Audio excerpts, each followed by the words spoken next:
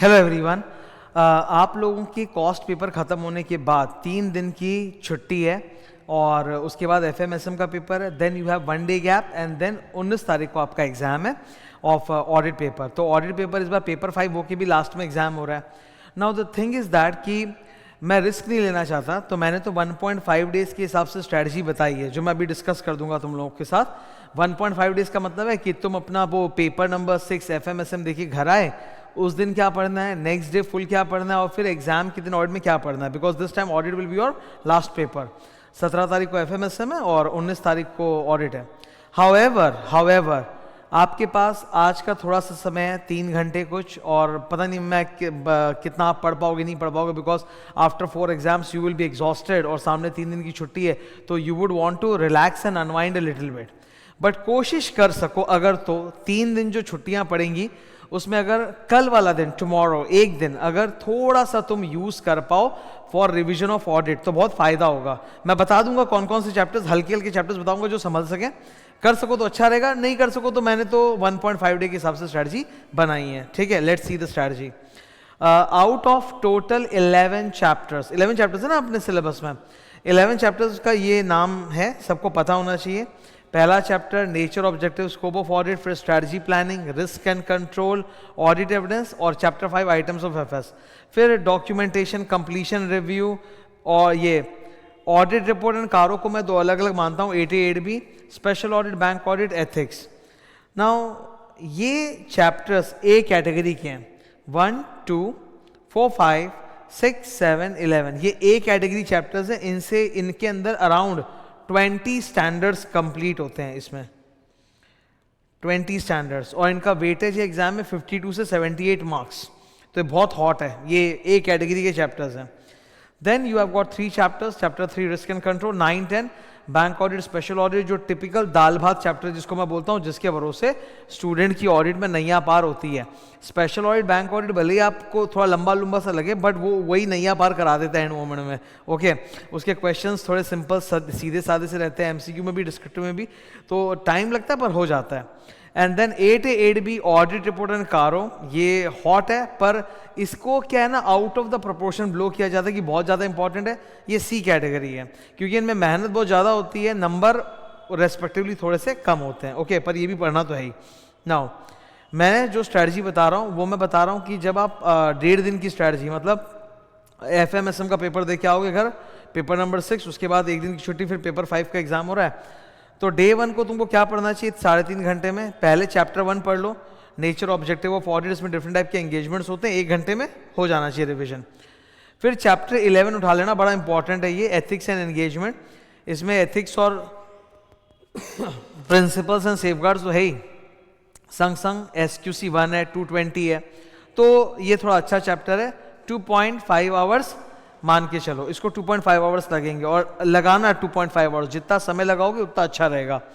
तो ये डे 1 की स्ट्रैटेजी 3.5 घंटे की। ठीक है, डे 2 15-16 घंटे का होता है, फुल डे, 18 तारीख फुल डे आपको मेहनत करनी है।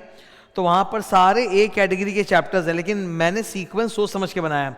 सुबह जब शुरू करो तो छोटे चैप्टर से करो, डॉक्यूमेंटेशन से छोटा है, जल्दी हो जाएगा 1 घंटे में। फिर बड़े में घुसना, ऑडिट एविडेंस। ये चैप्टर 4 ऑडिट एविडेंस था, लंबा बहुत है, इसमें बहुत सारे स्टैंडर्ड्स है पर रिलेटिवली इजी है और स्कोरिंग भी है, इसको टाइम लगेगा 3 घंटे।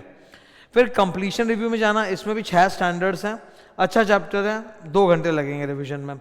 फिर चैप्टर 2 ऑडिट स्ट्रेटजी, छोटा चैप्टर है, 1 घंटे में। अब तक तुम्हारी मतलब मेंटल लेवल बढ़ गई होगी, तो चैप्टर 2 एक झटके में हो जाएगा 1 घंटे में। फिर chapter 5 one of the dreaded chapters, की डर लगता है सर इतना लंबा, ये वो, 3 घंटे में आराम से हो जाएगा इतना कुछ करने के बाद। Then you move on to B category, और बी कैटेगरी के वो जो दाल भात चैप्टर है ना, जिससे हमारी जिंदगी चलती है, ठीक है, यही है bread butter chapter for student in audit exam. Bank audit, special audit, ये 3 घंटे, 2 घंटे, 5 घंटे में। ईजी है पर लंबा है तो टाइम लगता है, तो ये 15 घंटे का शेड्यूल है। और फिर जो लास्ट डे होता है एग्जाम का दिन, जिसमें 6 घंटे होते हैं पढ़ने के लिए, उस 6 घंटे में ये 3 चैप्टर्स है। ये मतलब थोड़े भारी और टेक्निकल होते हैं, पर तब तक तुम्हारा माइंड रॉकेट हो जाएगा, तो तुम आराम से ऑन एन एवरेज 2-2 घंटे में एब्जॉर्ब कर लोगे। Okay, this is the routine.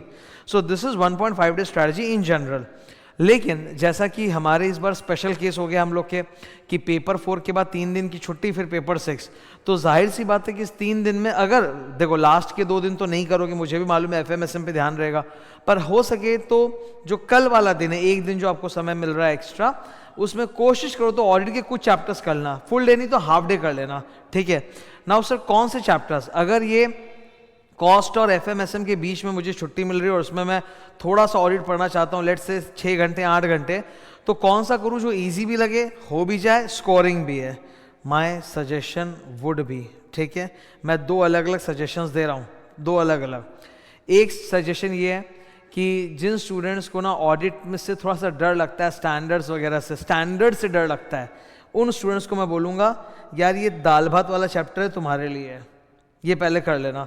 इनमें स्टैंडर्ड्स का कोई लोड वोड नहीं है, आराम से सिंपल है, लंबे हो जाएंगे तुमको, क्योंकि अभी करोगे तो ज़्यादा टाइम लगेगा, 5 घंटे के बाद 6-7 घंटे लगेंगे, पर हो जाएगा।